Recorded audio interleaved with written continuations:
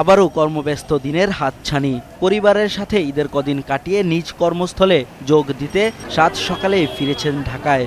বাস টার্মিনালগুলোতে ছিল নগরমুখী মানুষের উপচে পড়া ভিড়।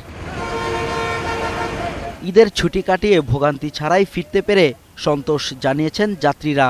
তবে ফেরার পথে বাড়তি ভাড়া আদায়ের অভিযোগ করেছেন কেউ কেউ। ভাড়া হচ্ছে 250 টাকা, কিন্তু আমরা আসছি 400 টাকা করে। সুন্দরভাবে আসছি, অফিস আদালত ইনশাল্লাহ খুলে গেছে এবং ঢাকাও বেশ পরিচ্ছন্ন মনে হচ্ছে আর কি।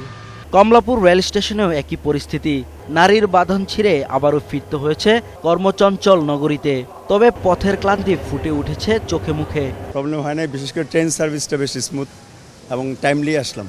সদরঘাট লঞ্চ টার্মিনালে ছিল নগরমুখী মানুষের ঢল। যাওয়ার পথে কিছুটা বিড়ম্বনা হলেও ফেরার পথে কোনো সমস্যা হয়নি বলে জানান যাত্রীরা। আসার পথে কিছুটা বিশৃঙ্খলা হলেও তারপর কাজে কর্মক্ষেত্রে তো আসতে হবে, এটাই স্বাভাবিক। এসে গেছি, ভালোই আনন্দ লাগছে। যে জ্যামে কষ্ট করে গেছি, কষ্টটা অনুভব হয় নাই। আলহামদুলিল্লাহ খুব ভালো ঈদ কাটাইছি এবং খুব মজা করে কাটাই আসছি। রাসেল খান, 21 টেলিভিশন, ঢাকা।